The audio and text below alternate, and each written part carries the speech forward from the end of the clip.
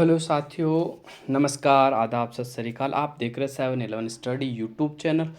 आज हम जो आपके लिए लाए हैं, पुराने पेपर की सीरीज यानी ओल्ड पेपर की सीरीज में एक और नया पेपर लेकर आए हैं। उसका सॉल्यूशन हम देखने वाले हैं।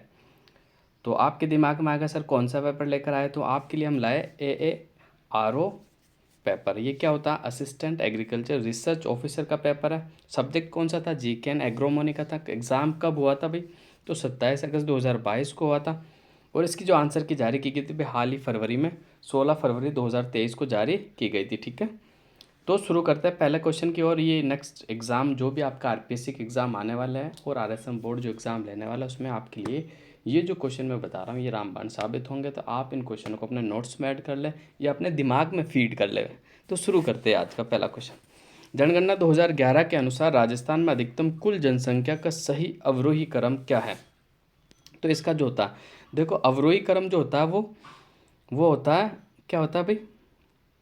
ऊपर से नीचे और यानी बड़े से छोटे की ओर होता है, जबकि आरोही जो क्रम होता है वो छोटे से बड़े की ओर होता है। तो इसने पूछा भाई अवरोही क्रम कौन सा है, यानी सबसे ज़्यादा जनसंख्या पूछा। तो इसका जो सही उत्तर हो जाएगा अपना, सबसे ज़्यादा जयपुर है। चारों ऑप्शन में जयपुर के बाद किसकी सबसे ज़्यादा? जोधपुर की। तो अगर दो ऑप्शन आपको याद है तो ये ऑप्शन बिल्कुल सही हो जाएगा। जयपुर के बाद जोधपुर, जोधपुर के बाद अलवर, अलवर के बाद नागौर हो जाएगा। तो ऑप्शन नंबर 4 इनका बिल्कुल सही उत्तर होने वाला है। नेक्स्ट आगे चलते हैं अपन। तेजाजी देश के देवता के रूप में पूजे जाते हैं। तो इसका जो सही उत्तर होने वाला ऑप्शन नंबर 1 होने वाला। किसके रूप में पूजा जाता है? गायों के लोक देवता के रूप में पूजा जाता है। ठीक है, तेजाजी गायों के देवता के रूप में पूजे जाते हैं। ठीक है, तेजाजी का जो जन्म हुआ था वो खडनाल नागौर के अंदर हुआ था, जबकि इनका मेला जो लगता है परबतसर नागौर के अंदर इनका मेला लगता है, पशुओं का जो मेला लगता है। ठीक है, नेक्स्ट अपन आगे चलते हैं। इसी के अंदर ऊँटों की चर्चा कर ले तो ऊँटों के जो लोक देवता वो पापू जी है। ऊँटों के लोक देवता कौन है भाई? पापू जी। ठीक है, नेक्स्ट आगे चलते हैं अपन क्वेश्चन नंबर 3 की ओर। क्वेश्चन नंबर 3 क्या कहता है? राजस्थान में उपोष्ण कटिबंधन सदाबहार वन कहाँ पाए जाते हैं? राजस्थान में उपोष्ण कटिबंधीय सदाबहार वन कहाँ पाए जाते हैं? तो तीसरा का जो अपना सही आंसर हो जाएगा वो बिल्कुल आप सभी जानते हैं कि राजस्थान में एक ऐसी जगह है जहाँ उपोष्ण कटिबंधीय सदाबहार वन पाए जाते हैं, और वो आबू पर्वत है। और आबू पर्वत कहाँ पड़ता है? ये सिरोही के अंदर पड़ता है। कहाँ पड़ता है भाई? सिरोही में पड़ता है। ठीक है, और यहाँ पर उपोष्ण कटिबंधीय सदाबहार वन पाए जाते हैं, क्योंकि यहाँ जो औसत वर्षा जो होती है वो 150 CM होती है। ठीक है, सबसे ज़्यादा राजस्थान में अगर किसी स्थान पर सबसे ज़्यादा बरसात होती है तो वो आबू पर्वत पे होती है। ठीक है, अगर इसे जिला पूछ ले कि सबसे ज़्यादा बरसात कौन से ज़िले में होती है तो वो झालावाड़ जिला हो जाएगा। कौन सा जिला हो जाएगा? झालावाड़ जिला। झालावाड़ जिले में सबसे ज़्यादा बरसात होती है। नेक्स्ट आगे चलते हैं अपन। किस शैली में चमकीले पीले रंग और लाख के लाल रंग की प्रधानता देखी जाती है? लाख के लाल रंग की प्रधानता देखी जाती है, तो इसका जो सही उत्तर हो जाएगा अपना ऑप्शन नंबर 3 होगा। पीले रंग की प्रधानता मेवाड़ शैली में, और लाख के लाल रंग की प्रधानता जो देखी जाती है वो मेवाड़ शैली के अंदर देखी जाती है। और मेवाड़ शैली का जो स्वर्ण काल माना जाता है वो महाराणा जगत सिंह के काल को माना जाता है। ठीक है, और मेवाड़ शैली के जो चित्रकार है वो कौन है? साहिब दीन। कौन है भाई? साहिब दीन है। ठीक है, नेक्स्ट आगे चलते हैं अपन।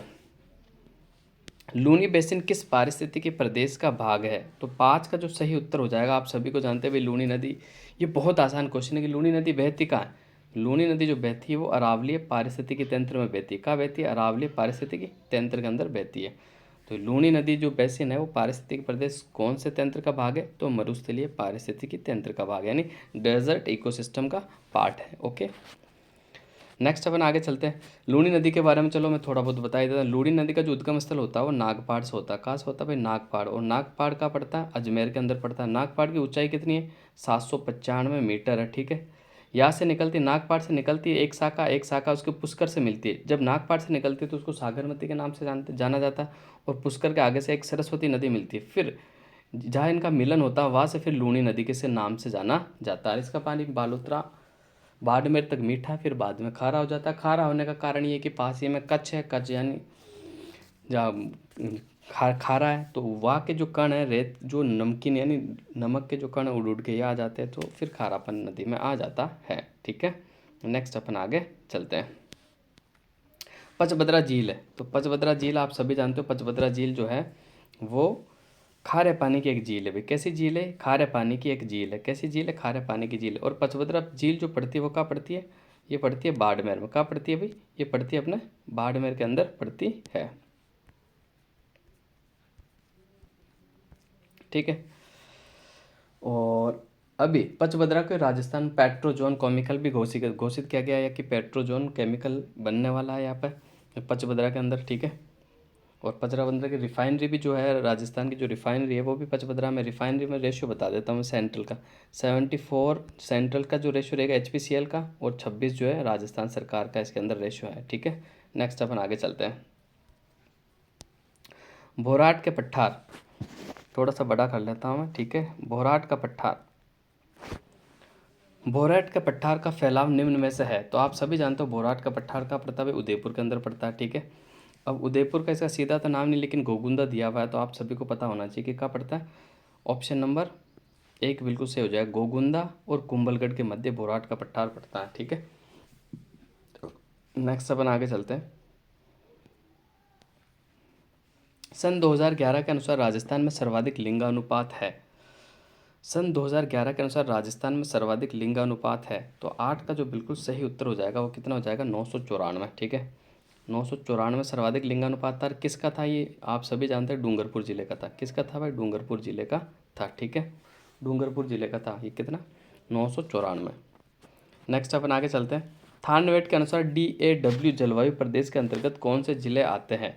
तो क्वेश्चन नंबर 9 का जो सही उत्तर हो जाएगा वो बिल्कुल आप जानते हैं, DAW यानी सिरोही, पाली और अजमेर, यानी बीच वाला जो पार्ट है वो सारा DAW में आता है, ठीक है। तो ऑप्शन नंबर 1 हो जाएगा इसका बिल्कुल ये वाला, कि सिरोही, पाली और अजमेर, ठीक है। नेक्स्ट अपन आगे चलते हैं। BWSW के जलवायु प्रदेश कौन सा आते हैं, सबसे गर्म जो है इसके अंदर ऑप्शन नंबर बी बिल्कुल सही हो जाएगा अपना, जैसलमेर, बीकानेर और गंगानगर। जैसलमेर, बीकानेर और गंगानगर के अंदर BWSW आते हैं। अगर कोपेन की जलवायु की मैं बात कर लेता हूँ तो देखो ये राजस्थान का मैप है अपना, ठीक है। ये राजस्थान का मैप हो गया, तो इधर जो है अपना BWSW हो जाएगा, और या अरावली के पास पास में BSHW हो जाएगा, ठीक है। और या सिरोही का थोड़ा हिस्सा, और ये हाड़ौती का पठार जो हो जाएगा ये अपना जो हो जाएगा, क्या हो जाएगा, AW हो जाएगा। इधर अलवर वाला पार्ट और जयपुर वगैरह इधर जो आ जाएगा CWG आ जाएगा अपना, CWG, ठीक है। नेक्स्ट अगले क्वेश्चन की ओर चलते हैं।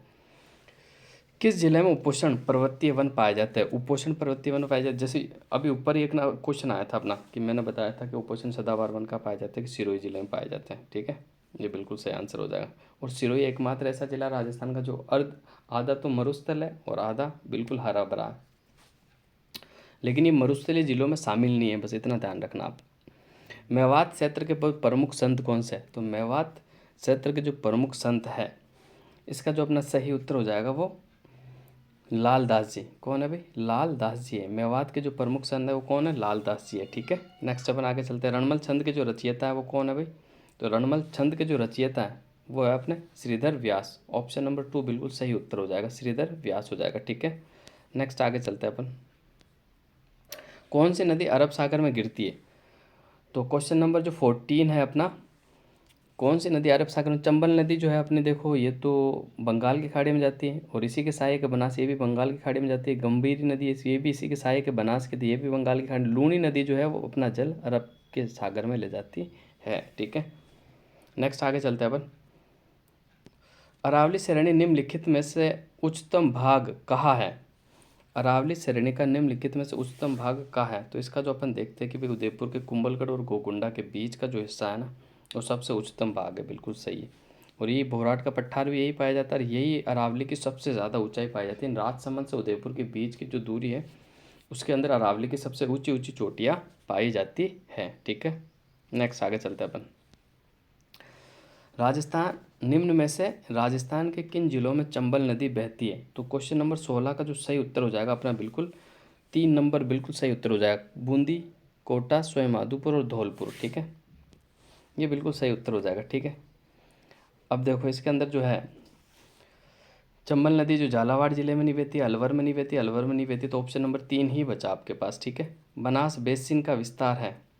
क्वेश्चन नंबर 17 क्या कहता है, बनास बेसिन का विस्तार है। तो क्वेश्चन नंबर 17 जो है अपना टोंक सवाईमाधोपुर है, सवाईमाधोपुर और जयपुर है, टोंक और जयपुर है, दौसा और जयपुर है। इस क्वेश्चन को भी आरपीएससी ने डिलीट कर दिया अभी, ठीक है। इस क्वेश्चन को आरपीएससी ने डिलीट कर दिया। वैसे इसका जो सही उत्तर होगा वो 1 नंबर है, टोंक और सवाईमाधोपुर और अजमेर में। लेकिन इसमें देखो हल्का सा हिस्सा है कि सवाईमाधोपुर और जयपुर भी शामिल होता है, इसलिए फिर बनास बेसिन को, इस वाले क्वेश्चन को, बनास बेसिन वाले क्वेश्चन को डिलीट कर दिया गया, ठीक है। नेक्स्ट आगे चलते हैं अपन। राजस्थान में सन 2001 से 2011 के मध्य निम्न में से किन जिलों का 10 के जनसंख्या वृद्धि सबसे कम रही है?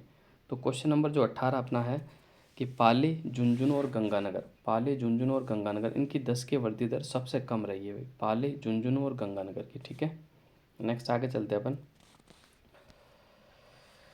पापूजी को भोपों का वाद्य यंत्र, यानी पापूजी के जो भोपे होते हैं उनका जो वाद्य यंत्र है वो कौन सा है? तो इसका जो सही उत्तर हो जाएगा अपना रावण हत्ता। कौन सा हो जाएगा भाई? रावण हत्ता। ऑप्शन नंबर 4 है जो कि बिल्कुल सही हो जाएगा। ठीक है, और नायक जाति के इनके भोपे होते हैं।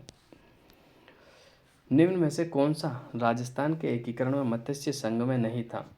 तो इसमें देखो मत्स्य संघ की मैं आपको ट्रिक बता देता हूँ। ए, बी, सी, डी।